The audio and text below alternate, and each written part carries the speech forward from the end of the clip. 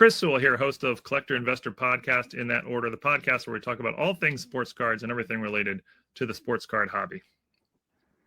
Need to bring more energy, bro. This is really just two friends talking about the hobby we love. Fine.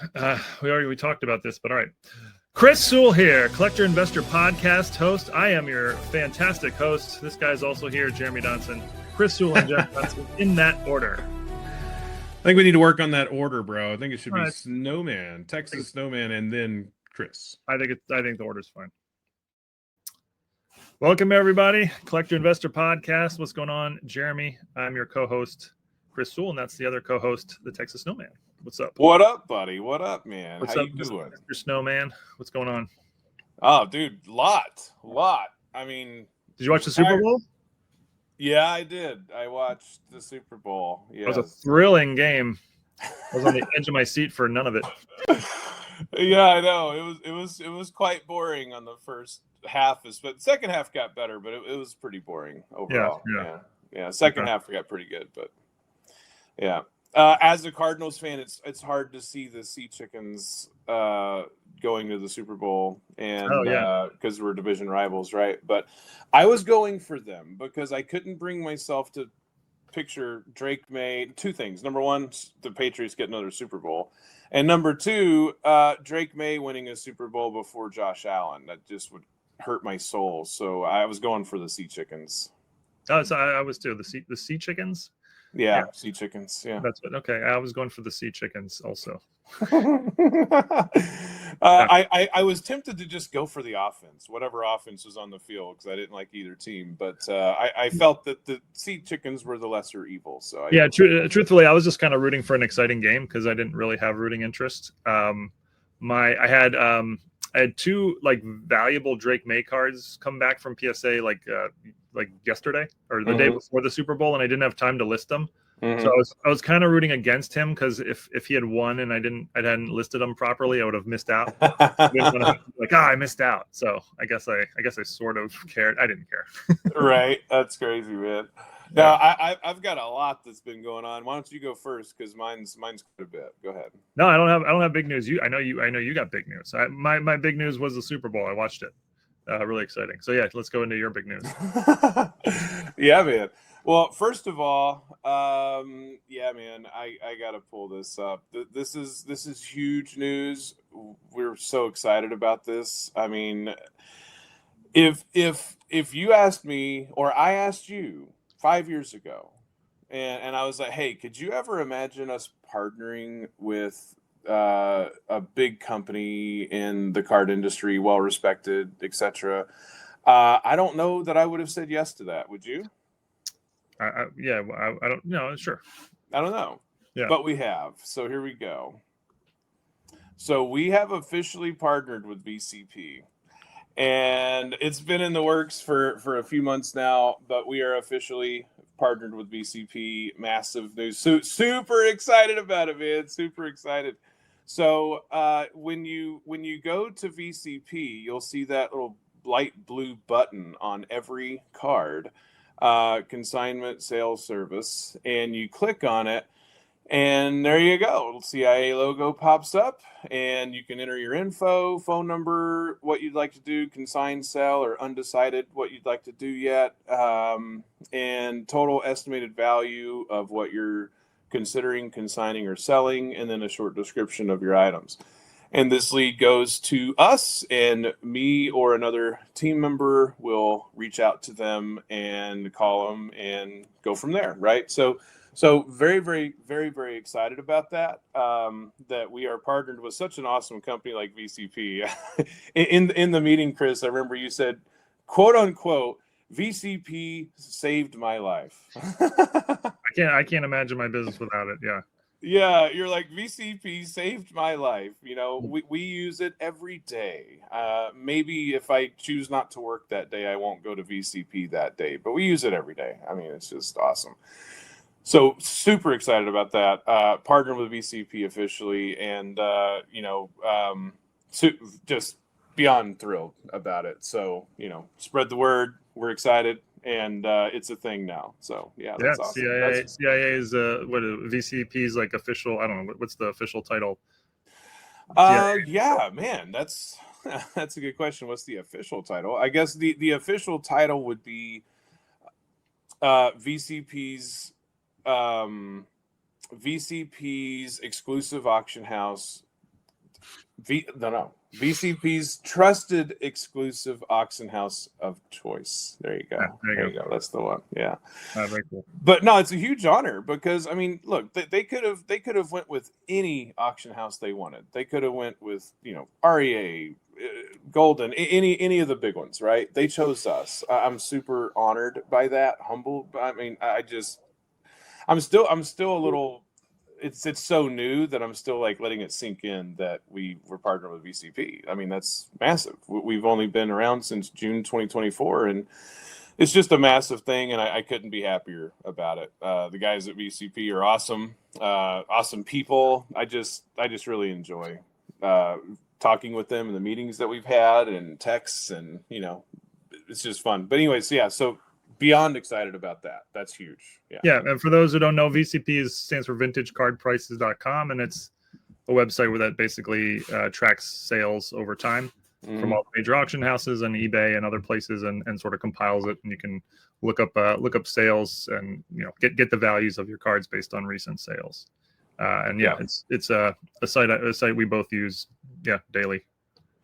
Yeah, and if you haven't tried it seriously, and I'm not just saying it to get you to go there, like you should try it if you haven't. If you do, especially vintage. It's for modern too, but especially vintage. But there's a promo code in the description. You can try it out for 2 weeks for free. I think it's like $180 a year if you do it, something like that. Yeah, something like that. Something like that. But for anybody that's going to be buying a lot of cards, especially vintage, VCP, in my opinion, is a must.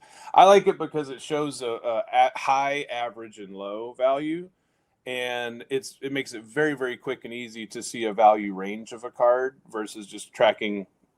This could be an insanely high sale you see most recent. You go off of that, you could overpay. You know what I mean? Yeah. I mean, Card Ladder's fantastic as well, but for vintage, I always go to VCP first. That's just where I go. Yeah. Same here. Yeah, man. All right. Congrats CIA there. Yeah. Dude, congrats to us, dude. Very, very, very excited about that. Very, very excited about that. And we had our first lead too. It was not. I talked to the gentleman. It ended up not being something worth really much of anything, but I just loved that he filled it out and reached out, and I appreciated his time, and very politely told him, as hey, they look super cool, but they're not really that valuable, and there's only like 5 of them, so it's not really something I can do anything with. But I answered his questions about the cards, and we got off the phone. Everything was fine. But lead number 1 in the history books. Number 1, sweet. Yeah. Yes, all right, what do we have on the docket for today's podcast? Yes, a bunch of viewer questions. Yep. We have a debate of the day, which I think is a good one. I think a lot of people will want to weigh in on this one. Should we jump into questions, or did you have more stuff going on with you? Yeah, there's one more big thing. Could we just say that I win the debate? I mean, isn't that fair to say? I'm 2-1. Well, we've had 3 debates. I've won 2 of them, so I don't know where you would get that idea. Yeah, we both know the first debate was won by whoever won the coin flip. I would have taken it regardless. Okay. Yeah, sure, man. I don't know what universe you're living in, but let's come back to reality, okay? Okay, whatever, yeah. All right, let's looky here. So this is fitting. Yeah. So this is related to last week's viewer questions not viewer questions, the debate, which was if you had $100 and you could go back in time, and I said 1952, I'd go to New York City and try to find cards, and I didn't know where you could find them. But I got two different people emailed me this picture. The first one was Richard. So thank you, Richard. And yeah, this was a picture taken in 1952, about 1950 cards available in which store is it? Woolworths. So yeah, that's where I would have gone with my $100. I would have gone into every Woolworths I could find. How glorious is that picture, bro? That's really cool.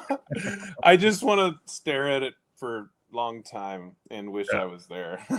Yeah. No, but your answer was honestly, that's exactly what I was going to say. Was 52. Go back, to a big dealer wherever that is. I didn't know where this was. I had seen this picture before, but I didn't know where it was. So yeah, thanks for letting us know about this location. Yeah. Yeah. Oh gosh. Okay, so before we dive into that, I have something fitting for that. So Theo used this to pull up a 52 McKee Mantel, and then you have this. So it's only fitting to show one item. I just flew to California, and this actually closes the longest pending deal of my career. 4 years, dude. 4 years. I was talking with him for 4 years. I looked back through our texts, and it was just pure insanity. But this was the best item in the collection, 52 Topps Mantle. And the story is that his grandfather collected cards since he was a kid, and the back's pretty clean too. Yeah. Really clean. It's off-centered a bit on the back, but it's a clean card. Now you can't really tell on the picture, but if you loop this, it looks like it should get a 3 or a 4. I mean, it's a really nice looking card, but there's a little bit of technical issues on the surface. That's probably going to bring it down to a 1.5. Maybe a 1 if they want to be not nice to us, but 1.5 is what I would estimate they give. Okay. Hopefully they give it higher, but my experience, there's like some indentation in the face and stuff like that, so they usually hammer that pretty good. Maybe they'll be nice and give us a 2, but we'll see. So, a decent eye appeal, great, technically low grade, but decent eye appeal for the grade. The eye appeal is fantastic. Color's good. I mean, he bought this and put it in a binder page and never saw the light of day. Until he opened it, looked at it briefly, and closed the book back. So is CIA going to get it graded before? Oh yeah, 100%. Yeah, 100%. Yeah. So we're sending it off to get graded, and among many other cards, he had a set run from 52 to 92, including some really awesome Tiffany sets, Tiffany stuff. And he actually opened in front of me an 89 Bowman Tiffany set.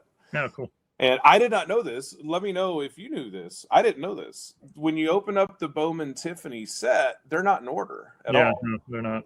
I didn't know that. I never knew that. I never opened. I think none of the Tiffany's are in order. It's actually very annoying. I've never opened. Oh, dude, yeah, you have to. It's kind of right. It's kind of annoying, but it's also kind of fun because you're on a fishing expedition. I guess. And he's like, man, I hope it's here. I was like, oh, it's 100% there, because there was no question it was sealed. And I was like, it's there. Keep looking. It's there. So, we went through and found it, and it's also going to be getting graded. But yeah, the set run was amazing, man. It was 52 to 92. There was one set that wasn't present. It was 1957 was not there.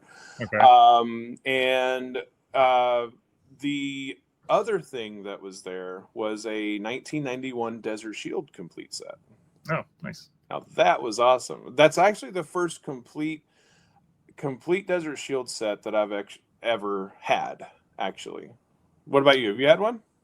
A complete set? No, definitely not. Right. Yeah. No, I've never had one. Now, I didn't count every card, and unfortunately they weren't really in number order, so that's going to take a good amount of time to put them in number order, but it appeared to be complete. All the big cards were there. It was massive, so I'm sure I would be surprised if it wasn't complete, but we'll confirm if it's complete. But it looks like it is. I got to put it in the auction as a complete set?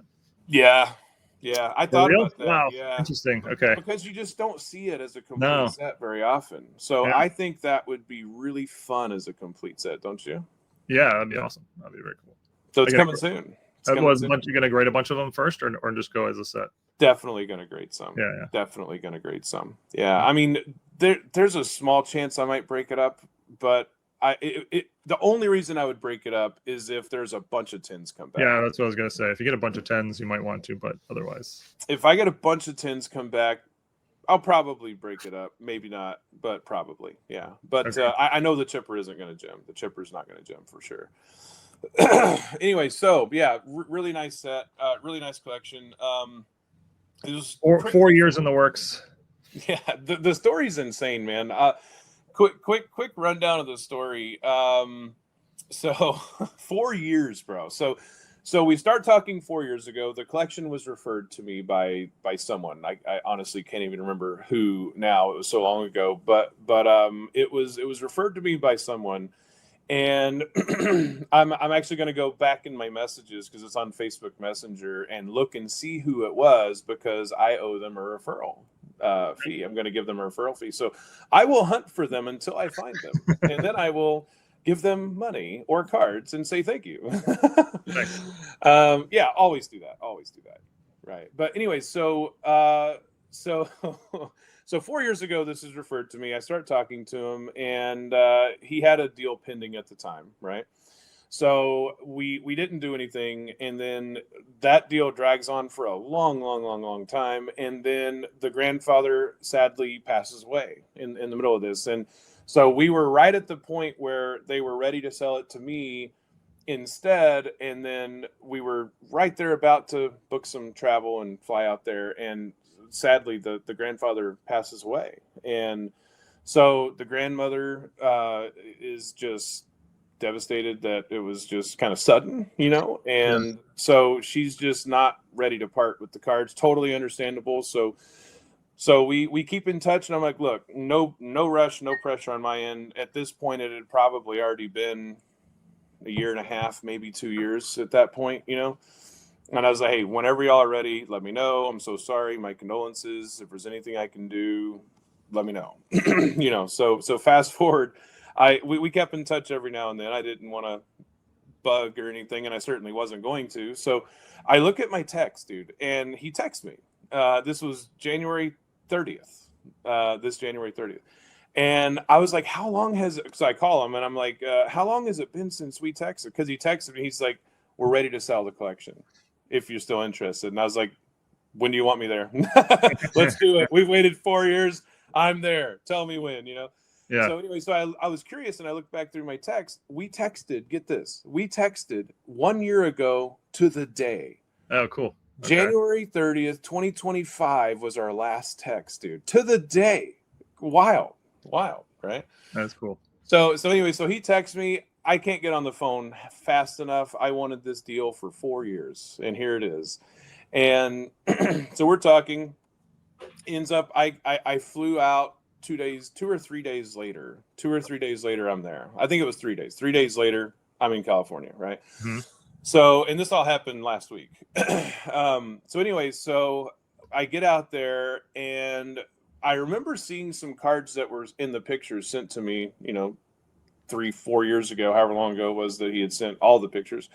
And I'm going through, and I notice some cards that are fake. Not many, but there was 5 cards that were fake cards. And I noticed that there's some cards missing. And I'm like, dude, I remember seeing this card in the picture. So I look back through the pictures. Well, we come to find out someone had swapped out a card for a fake card. And someone had stolen some of the cards in the collection. So unfortunately, there's no hard evidence, like proof, if you will, of who did it. The family suspects who it was. But the point is that, the grandmother, has this happen. Her husband passes away. This was his passion. His whole life was cards. He opened packs since he was a kid, and somebody stole some of it. So she was just really upset, really sad, really felt violated, because she was violated, Sure. and the grandson was also very upset, and rightfully so. So, at that point I was like, look, first thing I want you to know is what has happened here is a travesty, and do not, like, this is after we talked for a while, and everything, and I was like, don't worry about it. I'm happy to help however you want. I can help you catalog it to see the extent of the damage, whatever was done, but do not feel obligated in any way to have me leave with the collection or any cards. Like, I'm happy to help you guys, whatever you need, but do not feel obligated to sell me this collection in any way. Like, tell me what you need. I got you. You know what I mean? So we determined that the best path forward is to inventory the collection. Now, unfortunately, the cards were not in order. He did them by team. Okay. So to put them in order and confirm the That's a sets lot. were complete would have taken days of work. Days of work. Yeah. We're talking 52 to 92. Even 52 to 80 would have taken a long time. So I took the 52 set, counted it. It's only missing 2 cards, and all the big cards are there. Unfortunately, the Matthews is one that was swapped out for a fake card. Was the Matthews rookie? Yeah. How much value had been stolen? Roughly? That's the question of the day, man. I don't know exactly. I only confirmed the top 5 to 10-ish cards of the sets. You know what I mean? Because as I'm going through, I can notice, oh yeah, there's a Marischal, there's a Yastrzemski, there's a Gibson, stuff like that. But some of the sets, like 63, for example, all the big cards were gone. There was a Stargell rookie. I thought you said there were only 5 cards missing. There were a lot of cards missing. No, there was only 5 cards that were fake. Oh, there were 5 cards fake. Oh, and then a bunch more missing. Oh no. So Rose rookie missing. Mm-hmm. Oh no. Yeah. So it was 5 figures missing cards. Oh yeah, 5 figures. Yeah, 5 figures. Yeah, I'll put it this way. I went knowing that I was going to pay over $100,000 for this collection. Right. Mm-hmm. I didn't know where, because I had to confirm, for example, there was a big card in there that is mini-sized or trimmed, right? Okay. That's a big number switch, right? Sure. And there was some other cards that looked better in the photo, but you see it in person, and it's got some pretty hefty, technical grade issues. It's going to bring it down. Still worth a lot of money. Still worth getting graded, but it's going to bring it down. So just as well as I do, when it's a raw collection, you can't give a number that you're going to pay, but you can certainly say I can pay over X. You know, you can certainly say that, as long as they're real and it's there, we can pay at least blah.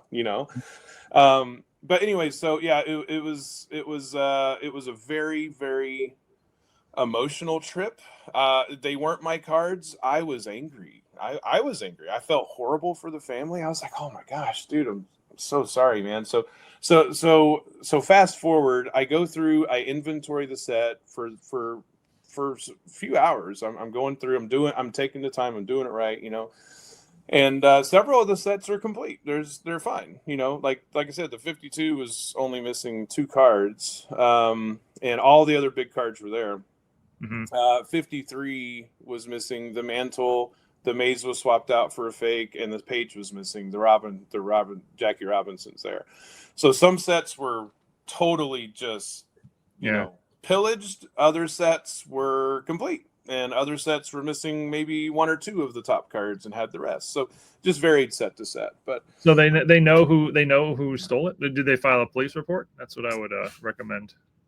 Well, they don't. They feel very strongly, and honestly, I agree with them. I feel that they're right about who they suspect did it, but there's no unequivocal proof that it was them.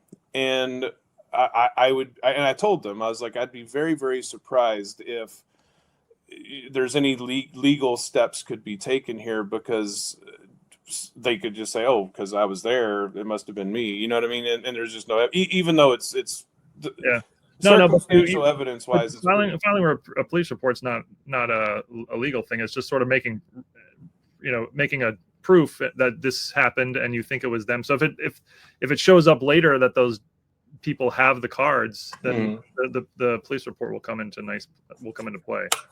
Yeah, there's certainly some digging that can be done to see. Yeah. Because they know who it was. They have the person's info still. Yeah.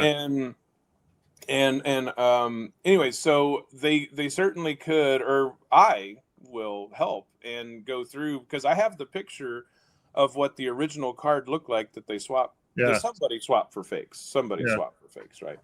So if I can find that sale and tie it to who sold it, that could be a step, right? That could be a step. But my heart goes out to the family, and I'm going to do whatever I can to help them. And you and I do not want anyone to be able to do things like this and continue to hurt families who trust them to come into their home. So if there's something I can do that is confirmed, I would love to do it, because number one, I want to help the family. Number two, I don't want them to do this to anybody else, right?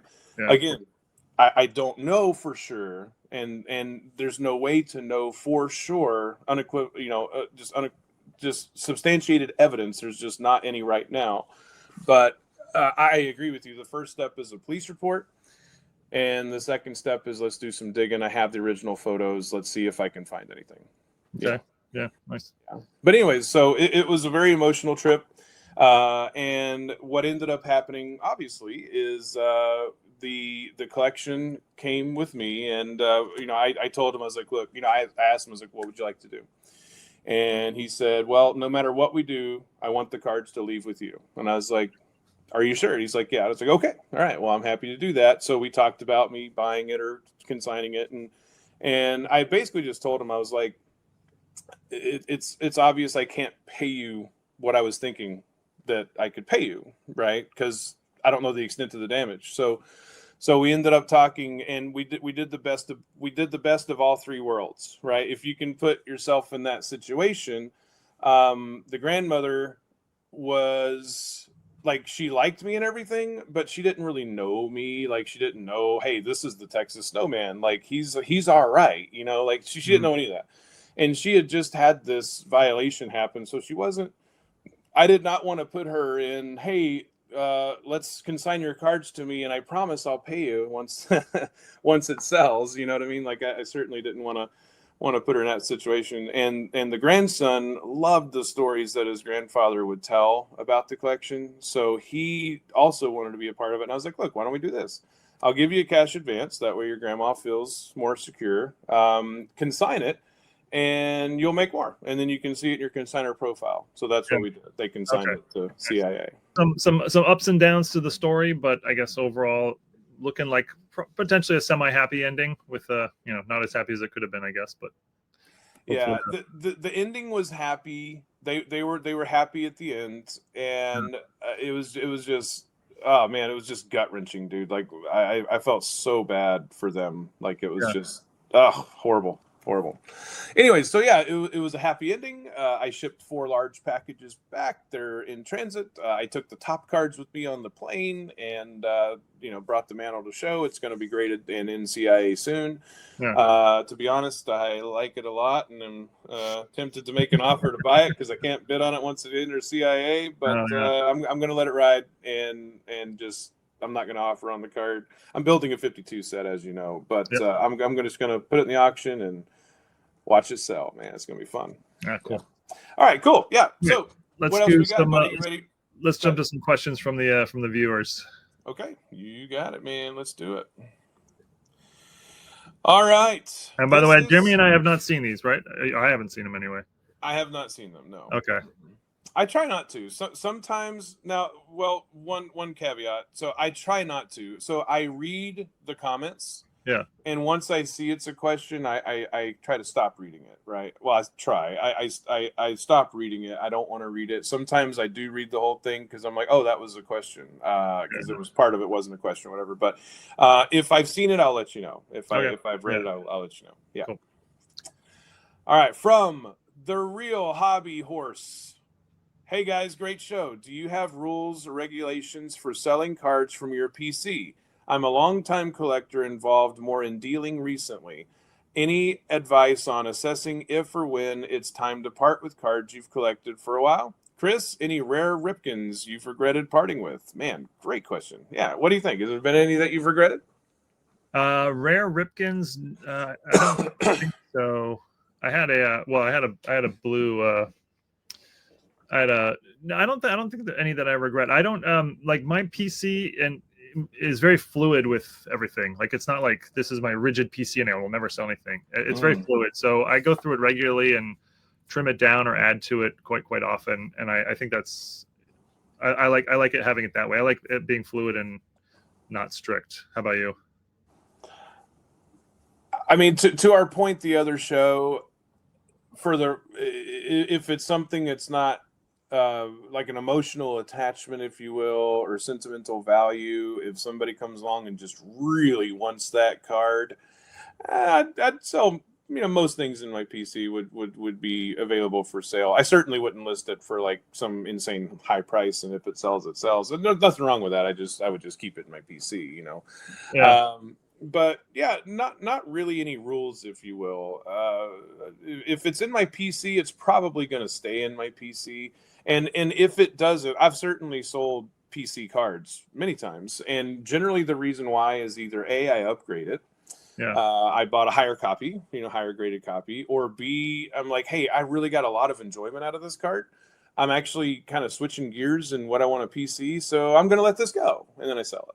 That's what I was just going to say. Like my interests change over time, naturally, and so there's many things I collect a long time, and then at some point I'm ready to sell them and move on to something else. Yeah, exactly. Yep, same here. Yeah. Great question. Thanks, Hobby Horse. All right, the real hobby horse. The real hobby horse. Not the fake hobby horse. That's right. All right, at Tommy Rant. Tommy Rant. Oh, this is a good viewer of mine. 2279. Nice. Thanks, Tommy. Question: if you had the only PSA 10 of a Hall of Fame rookie and knew there would never be another one, would you have the athlete sign it? Oh man. You want to go first or me, dude? Sure, I wouldn't, but I'm not an autograph guy at all. I like the cards I actually prefer cards unautographed. I mean, I respect autograph collectors and I get the appeal there. It's just not my thing. So for me, that's an easy one. I wouldn't. No, I would leave it as the only PSA 10 ever and be happy with it that way. Would it go back into 10 holders? The first thing I would say, chances are no. Maybe you should put the caveat that you're guaranteed it would go back in the 10 holder. If I'm guaranteed it would go back in the 10 holder, yes, I would. Yes, I would. Okay. Absolutely. 100% yes. Would I do it if I was not guaranteed that? 100% no. Okay. No, I would not. The hypothetical caveat would change your answer. Yeah, exactly. Yeah. If I knew it was going to get it. Dude, could you imagine what a Koufax rookie 10 auto whatever grade the auto gets would sell for? Oh my gosh. I have no idea, but it'd be a lot. Yeah, it would be a lot. Yeah, that's true.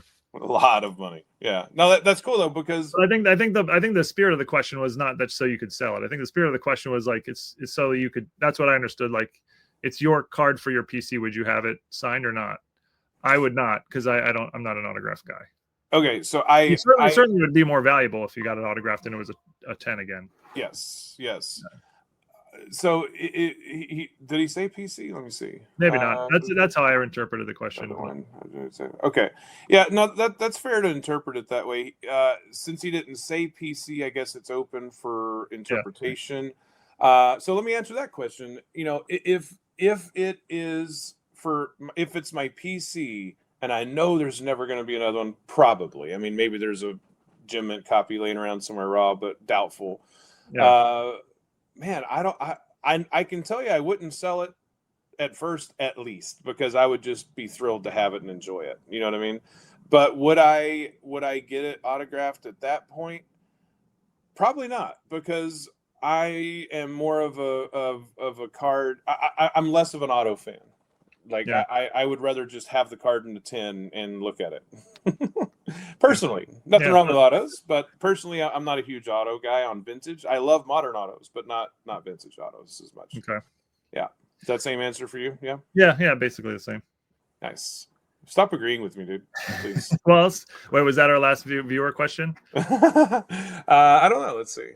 Nope. Okay. Yep, So because we agree. Okay. So I'll stop agreeing with you. I'll stop agreeing with you as we go to the debate of the day, where we are forced to disagree. And for those who don't know, Jeremy and I agree on a lot of things. So for the debate of the day, we are forced to take different opinions. So for this one, our fearless leader, producer Theo, came up with this question. If you had to hold these cards for a minimum of 5 years, what would you rather have? Would you rather have 20 all 89 Upper Deck Griffeys? Of course, you can have 24 PSA 9s. You can have 13 autographed copies that are 8 10s, PSA 8s with 10 autos. You can have 2 PSA 10s. You can have 2 SGC 10s with a Mike Baker gold eye appeal label, or you can have 1 BGS 10. And what Theo did really well here is each of these 5 answers has roughly the same current market value. They're all roughly $8,500 in value today. So the question is, and he did share this with us beforehand because we wanted to make sure we had, you know, an understanding of the question. If you can only pick one of these 5 categories and hold it for a minimum of 5 years, which would you take? And I think the idea is like value wise, which one will be the most valuable 5 years from now? Which category? Did I present that right? So yeah, Jeremy gets to go first on this one, and I'm not allowed to take his answer, whatever he picks. I have to take a different answer. Yes. So, yeah. Yes. Yeah. This is a lot of fun. I like this. Yeah. So here's I can share my thoughts on why I'm not picking certain ones, right? Before you tell me what you're picking. Yes. Yeah. I have to wait till you go. Okay. This is debate club. Debate club. I don't know why, but Fight Club just came to my mind. Yeah. Debate club though, not Fight Club. All right. Yeah. All right. So I would go with PSA 10. PSA 10. So they are and have been looking for reasons to not give this card a PSA 10. They started grading the centering of the diamond on the back, among other things. And I can't tell you, well, same with you, I'm sure, how many just blazers I have sent in. It gets an 8. It gets a 9. Whatever. No 10. Like, they just do not like giving 10s out of that card, you know? And the SGC 10 NBA gold is tempting, but how many? I don't know. I mean, will there be more 10s that gold? Yeah, I'm sure there certainly will be, and there'll certainly be some more PSA 10s graded at some point, obviously too. But I think that the market would be desire the PSA 10s long term more than an SGC gold. Plus, what's going to happen with SGC value? That it's kind of up in the air a little bit. Will it go down over time, or will it go up, or will it stay strong? The Beckett 10, same thing.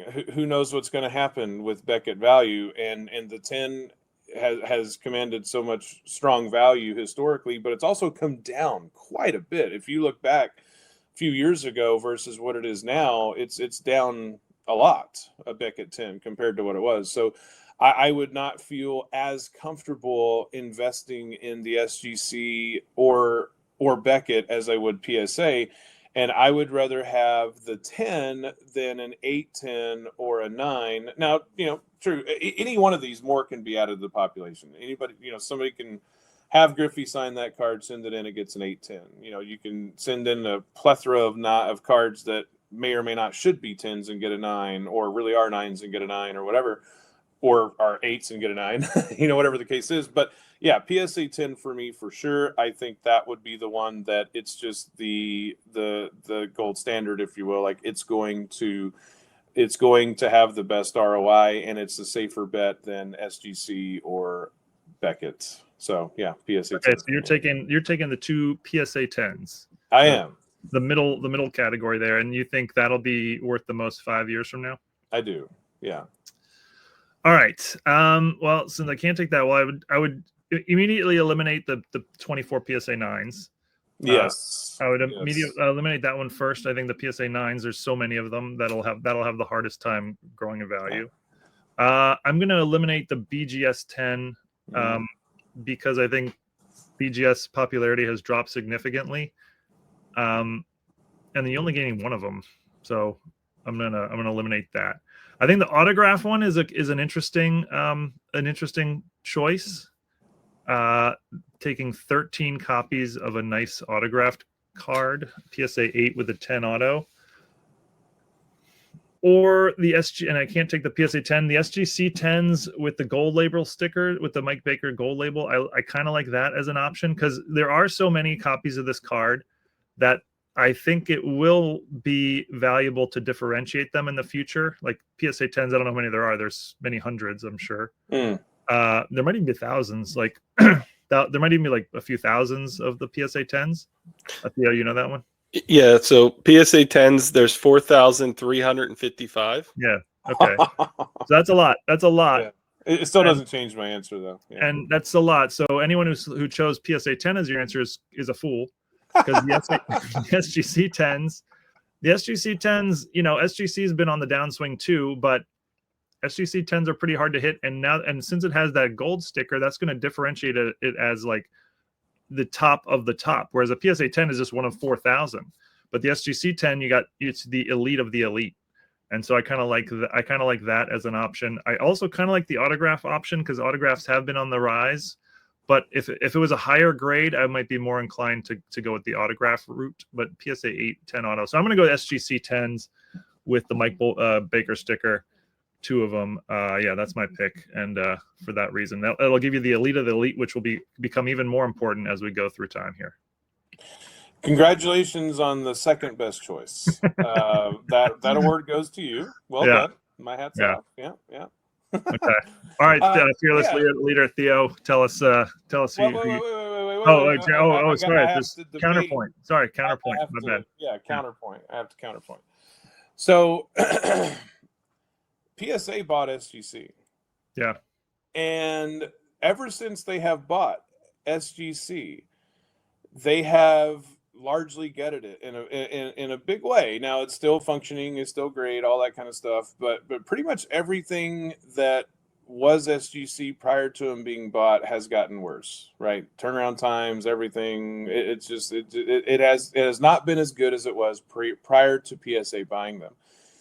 Is it going to get better? Is it going to get worse? That sounds like a very volatile, hopeful guess that it will go up and climb and outclimb a PSA 10, which PSA is the clear leader in the grading field. And if there were, it's not even like, in my opinion, it's not even really a debate of which one of these companies holds the stronger probability of going up more long term and the strength of the company. And that would be PSA. I mean, they're so massive. Can it ever really be brought down? Question mark. Maybe, maybe not. But certainly SGC could go down in value far sooner than PSA with or without a gold label. Gold label's nice on that, but it doesn't take away what I just said about the volatility of SGC being controlled by the company that I picked, which is the PSA 10, right? PSA collectors bought SGC and Beckett, and I think their plan is to make PSA the grand grading company. Beckett is a boutique modern grading company, and SGC is a boutique vintage company. I think that's their long. I agree with that. 89 Upper Deck is going to be considered vintage soon, if not already. I actually would say that's probably considered a vintage card now. So 89 Upper Deck will be nice to go into a vintage boutique company such as SGC. So SGC will maintain its credibility. They just won't be anywhere near as big, obviously. And a PSA 10 will always outsell an SGC 10, but this is not an SGC 10. This is an SGC 10 with the gold label sticker, meaning it's the elite of the SGC 10s. There is no such thing in the PSA world. They don't have an elite PSA 10. And so they will never be able to have that extra added value that the SGC here does. And you could argue the Beckett does too, but I think SGC will be a more popular brand for this particular card than Beckett in the future. So I think the SGC is clearly the winner here. PSA 10s will probably go down in value, while the SGC 10s will probably 10x over the next 5 years. 10x. Rough guess.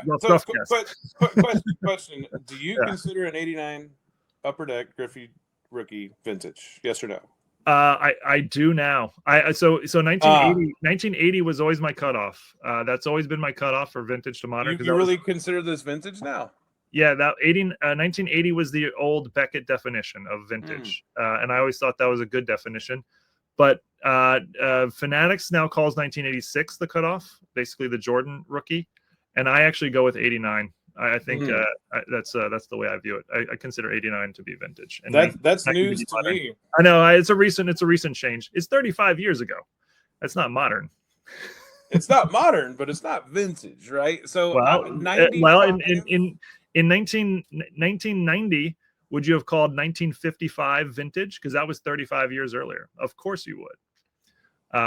In 1990, would you have said a 1955 card was vintage? Obviously.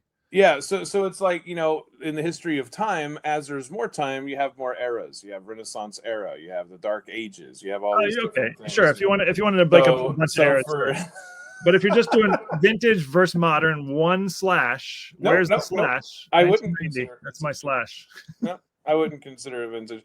95% of the people that I've done business with, and let's just say even recently, would consider somewhere between 72 and 80 the cutoff for what's considered vintage, somewhere between 1972 and 1980. And I also do not consider anything pre-19 or post-1980 vintage. Do I think it would be considered vintage 20 years from now? I don't, because I think that it's not vintage, it's junk era. You have vintage era, you have junk era, and then you have in between many things to call that, and then you have modern, and then you have ultra modern. And those will certainly change names. Could they call this vintage someday? Maybe, but to me, it's not the vintage era; it's the junk era. Those are two different discussions. If you're saying there's like a whole bunch of different eras, yeah, I agree. This would not be vintage. 1989, it would be part of the junk wax era, or whatever you wanted to define that era.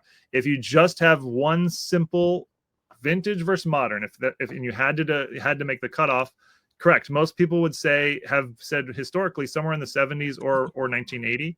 But I think that's not accurate anymore. 1980 is 40 years ago, 45 years ago. 45 years ago is not modern. So this 1989 Griffey is 37 years old. That's not a modern card. You can't call it a 37-year-old. No, I wouldn't call it modern. No. So if you had to pick a modern vintage cutoff, mine would be 1990. I'm not saying this is a vintage card. I'm saying if you had to pick that cutoff. Yeah, that's what I would pick. I'd say 1980. Oh, we've gotten off track here. That's not even the debate of the day. Jeez. Right. I know. Oops. Way to go, Chris. All right. So, Theo. Yeah. Oh, this is a tough one for Theo. No, I don't think it's tough at all. There's one clear winner here. Well, Jeremy, you really hurt me last week. We gave the judgment last week, and after I got off screen, you kind of said I had a bias, and I picked Chris because of that bias. That hurt, man. Oh, so sorry. You can pick Jeremy for this one to make him feel better. I don't know. Yeah, I mean, all right. So here's kind of some of my thought process on this. It's interesting how dismissive you guys were of the PSA 9. So here's kind of my take on that side of things a little bit is the PSA 10. So in the last 2 years, the PSA 10 has doubled in price, which I'm sure you guys are aware of. But the PSA 9 has also doubled in price in the last 2 years. It was $170, and now it's like $370. So they were on a similar trajectory, if you want to look at it that way, as far as the last 2 years. Okay. And now here's my smoking gun for you guys. A PSA 10, which we talked about, is over 4,000 PSA 10s. They cost about $4,300. I don't know about you guys, but there's not many collectors I talk to or hang out with that could pay that much for a PSA 10 Griffey or want to, right? So I feel like it's getting to a point where it's at a price point that the average collector can no longer afford it or want to buy it. So my opinion is the PSA 9 is the alternative step that a collector that's an everyday collector that has a budget, that has a family, will be going after. And I actually feel the PSA 10 is the most risky card to buy right now because I feel it could possibly crash back down to 3,000 or just lower than where it is right now. Possible, right? But back to the debate. The issue is I have to pick between Chris's SGC pick and Jeremy's. Neither of them picked PSA 9. So based on the facts you guys said, I do feel I will pick Jeremy for this debate. I feel like the PSA 10, because of SGC's issues right now and that they probably won't be open in 5 years from now, I feel like it's a more solid pick. So, Jeremy, you win today's debate. Thank you. Let me speak to your PSA 9 argument because I have something to say about that too. No, it's a good argument. I didn't know I didn't know that recently the card had doubled in line with the 10. Of course the 10 is out of range for a lot of collectors, but there's also a billion times more 9s than 10s, right? What's the pop count on the 9? 34,100. So it's like nine times as many. Okay, well, we've calmed down. It's 10 times more expensive too. Okay, so go ahead. Yeah, no. So that's sort of So it's roughly 10 times more expensive and 10 times rare, roughly. Yeah, roughly. As you could see here, you got 24 versus 2. Yeah, So basically, you can get 12 of those for one of those. So I think no. So that is interesting that in the last couple of years they've kept pace in terms of doubling. Historically, that's not really what happens with 10s versus 9s. 10s outperform 9s historically. Generally, it's not always going to be the case, but generally the 10 will go up, have a bigger multiplier than the 9. However, I think your best point there is that the 10 has a lot more downside than the 9. Like if you were factoring in downside, you're right. The 10 I can see a scenario where the 10 collapses in value, whereas the 9 probably won't. Jeremy, so the 9 rides the tailcoat of the 10. Yeah. And you got to think too, you don't have 2 cards to sell here, you have 24 cards to sell here. It's going to be a lot more seller fees, number one, right? Which is going to take away from some of that so juicy increase that beat the 10, according to Theo, which is wrong. But anyways, so but also, there's 4,000 10s, but it's still going up, and it's going up for the basic reason of the demand is still higher than the supply, albeit there's 4,000 something of them. You know what I mean? So that doesn't bother me at all. There's plenty of people that want that card to still hold true that the champ got it right, and it's PSA 10's the best. That's whatever. It was a good point though, Theo, but I appreciate 10's definitely better. I appreciate that. And so, Jeremy, hopefully you brought an embarrassing fact about Chris we could say before we close out the pod today. A wealth of embarrassing things to share. So my all-time favorite. I still laugh about this today. No idea what you're saying. Oh man, it's so good. So Chris has talked about this on his channel. Maybe once before, I don't know, maybe more. But so Chris, back in the day, Chris was not comfortable bringing cash to shows, and we went back and forth a bunch of times. Like, Chris, dude, you gonna bring some more money this time? And he's like, yeah, he'd bring a little bit more, but not almost never as much as I wanted you to bring, which is fine. But so this one time we had a deal. It was, I don't know, maybe $60K or something like that, around 60. And you go to this deal, and to hedge your bets of getting mugged or robbed or something, you put money in every possible pocket you had, and you had like 6 to 9 pockets. You had this jacket on, you had money here, you had money here, you had money down here, you had money in your pocket. Did you have money in your shoe or sock? Dunno. Hopefully you didn't have money's other places that we don't want to think about, but you had money everywhere, dude. And you're like, hey, I'm here, bam. And there's just all this money in the just showing in the jacket, dude. And the seller was like extremely impressed by how many places you could put this money to divert to spread out the chances of you getting robbed or something. That is, it's just so funny to me, and it may not even be embarrassing. It's just hilarious that you did that. And that's not embarrassing at all. Yeah. That was well played by me, I think.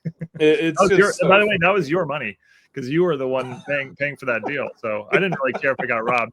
I just wanted to do you a solid. Oh man, yeah. It's not like both of us said. It's not even that it's necessarily embarrassing. It's just such a fun thing to talk about. That's like, why'd you do that, man? Just give them the money, just bust out all these money areas with money and stuff. It's just so funny. But anyways, good times, man. Good times. Yeah. Well, cool, dude. All right, we've gone over like always. I know we try to keep it at 45 minutes. It doesn't really work, but we're working on it. We're trying. Yeah. We're trying. All right. Any last minute words of wisdom to disperse to the viewers? in similar fashion, how Babe Ruth called his shot in the World Series, I called it. You might as well just concede to the winner, and that's exactly what happened. Not near as important or epic or anyway. No, it's Theo. Theo knows that if you lose, you're gonna whine and whine. Like you go whine like a little baby about it. Whereas like I don't care. So he's like, I'm just gonna give it to Jeremy, so I don't have to listen to the whining. Keep telling yourself that. Make you feel better about your. Theo told me that. Obliteration and defeat, dude. Yeah. Let's just be real. That's what I'm just repeating what Theo said. Theo said he likes me a lot more than you. That's his words. His words. Oh man, denial's real. It's a real thing. That's okay though. All right. We're out of here. All right, later. Later, guys. Bye. Thanks for watching this episode. What the hell? We don't have all day, Jeremy. Come on. I know. I'm working up the greatness inside of me. It's coming. Such impatience. Gosh, for those of you who know Theo, give him a hard time for me. Please. Thank you. Thank you for watching this episode of Collector Investor Podcast. Texas Snowman and Chris Sewall in that order. Feel free to check out the description below to see how to reach out to us directly and our other social media platforms and the auction house. See you next time. Guess who's back? Back again. Snowman's back. All right. Tell a friend.